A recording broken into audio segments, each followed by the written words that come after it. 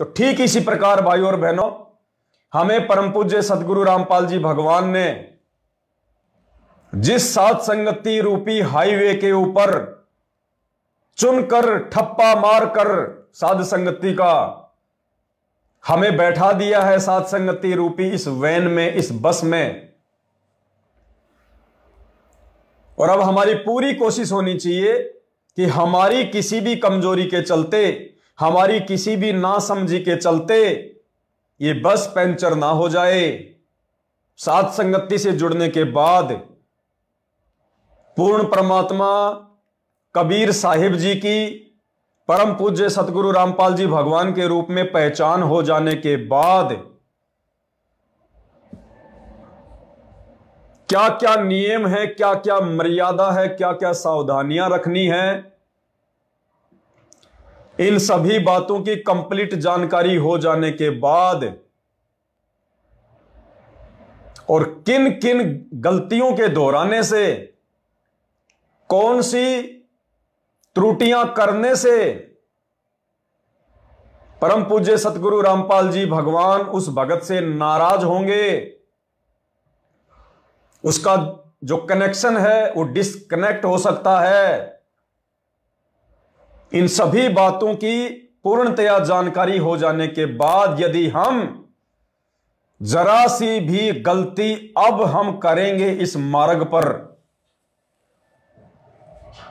तो हम लोग बहुत पीछे रह जाएंगे, युगों युगों पीछे रह जाएंगे। गुरु विमुखा युग युग रोवे, हम युगों युगों पीछे रह जाएंगे, क्योंकि अब परमात्मा मौका नहीं देगा, अब परमात्मा चांस नहीं देगा। तो बहुत विशेष सावधानी रखकर अब हमने साध संगति में आगे का सफर तय करना है। और ये साध संगतियां परमात्मा ने इसीलिए शुरू करवाई हैं कि सतगुरु रामपाल जी भगवान अर्थात अपने पूज्य गुरुदेव भगवान की गैर हाजिरी में, उनकी गैर मौजूदगी में हम चुनिंदा आत्माएं मानसिक तौर पर डगमग ना हो जाएं, कमजोर ना पड़ जाएं, कोई भक्ति और भगवान को लेकर हमारे अंदर शंकाएं पैदा ना कर दे, गलतफहमियां पैदा ना कर दे, हमारे आत्मविश्वास को कोई कमजोर ना कर दे, या किसी भी कारण से ये काल छल बल करके कोई भी घटिया से घटिया नीति अपनाकर हमारे को भक्ति मार्ग से नीचे ना गिरा दे। इसके लिए परमात्मा ने ये साध संगतियों की दया आप और हम आत्माओं के ऊपर बख्शी कि हमारा विश्वास, हमारी दृढ़ता, पूरी दुनिया एक तरफ, पूरी दुनिया तो छोड़िए, 33 करोड़ देवी देवता भी अगर ऊपर से उतर के आ जाएं और यदि हमारे को डगमग करने का प्रयास करें, तो भी हमारा आत्मविश्वास रत्ती भर भी पीछे ना खिसके, रत्ती भर भी। इतना दृढ़ जब हम परमात्मा को और उनकी भक्ति को लेकर हो जाएंगे, फिर परमात्मा कहते हैं, कहे कबीर सुनो भाई साधो, और मैं तो हूं विश्वास में। फिर परमेश्वर अपनी आत्मा पर वो दया बख्शेंगे, क्योंकि विश्वास के बिना भक्ति नहीं चलती है, और विश्वास होता है ज्ञान से। और जब हमें ज्ञान हो जाएगा इस बात का, भक्ति और भगवान का, इस मानव जीवन के मकसद का, तो ज्ञान से हमारे अंदर हिम्मत आएगी, और हिम्मत से परमात्मा कहते हैं विश्वास बढ़ेगा। और जिस दिन हमने विश्वास कर लिया कि संत रामपाल जी के अलावा धरती पर कोई परमात्मा नहीं, कोई राम नहीं, कोई अल्लाह नहीं, कोई भगवान नहीं, और आने वाले महाविनाश में इस धरती को कोई बचाने वाला नहीं, उसके बाद परमात्मा कहते हैं फिर देखना मेरे हाथ है, फिर देखना मेरे हाथ है। जैसा कि आप परमात्मा को जब भोग लगता है एक शब्द सुनते हो, मोकू का खोज ढूंढ रे बंदे, मैं तो तेरे पास में, ना तीर्थ में, ना मूर्त में, ना काशी कैलाश में। लास्ट में फाइनल करते हैं, कह कबीर सुनो भी साधो, मैं तो हूं विश्वास में, और सब श्वासन के श्वास में। जो नाम तुझे दिया गया उसका जाप कर, और जिस दिन तुझे विश्वास हो जाएगा कबीर इज गॉड, सब कुछ कर सकता है, हृदय मान लेगा तेरा, उस दिन देख मेरे खेल। गुरुदेव भगवान कहते हैं जिस दिन तुझे इतना विश्वास हो जाएगा कबीर इज गॉड, उसके बाद देखना मेरे हाथ है। Kabir is God. कौन कबीर? ये कबीर, वर्तमान का कबीर, पिछली पीढ़ी का कबीर, असली कबीर, जिंदा कबीर, साक्षात धरती पे प्रकट कबीर, ये कबीर। वो दाढ़ी मूंछ वाला काल्पनिक कबीर नहीं, वो कबीर की वो कागज की फोटो नहीं, मुर्दा कबीर नहीं।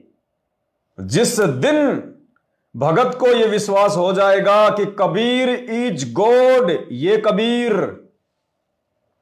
उस दिन परमात्मा कहते हैं देखना मेरे हाथ। बाकी उस कागज की फोटो वाले कबीर को, कबीर मानने वालों की तो रोज दुर्गति हो रही है, रोज। इस भारत देश में तकरीबन 4 से 5 करोड़, तकरीबन 4 से 5 करोड़ कबीरपंथी होंगे, केवल एक महंत के। और ना जाने कोई रांजड़ी में बैठा है, कोई छत्तीसगढ़ में बैठा है, कोई मध्य प्रदेश में बैठा है, धर्मदास के वंशज। एक के पास में 4-4 करोड़, 5-5 करोड़ की संख्या है। 40-50 करोड़ लोग हिंदुस्तान में हैं जो कबीर को मानते हैं, कबीर को पूजते हैं। कौन से कबीर को? वो दाढ़ी मूंछ वाले कबीर को, काल्पनिक कबीर को, नकली कबीर को। उन्होंने मान लिया कि ये कबीर ही परमात्मा है, ये कबीर ही भगवान है, कबीर ही सतगुरु है,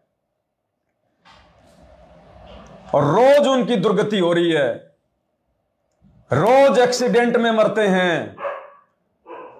उन कबीर पंथियों से हॉस्पिटल भरे पड़े हैं, उनकी दुर्गतियां हो रही हैं, क्योंकि उन्होंने केवल कागजी कबीर को ही कबीर माना है, जिंदा कबीर को कबीर नहीं माना है।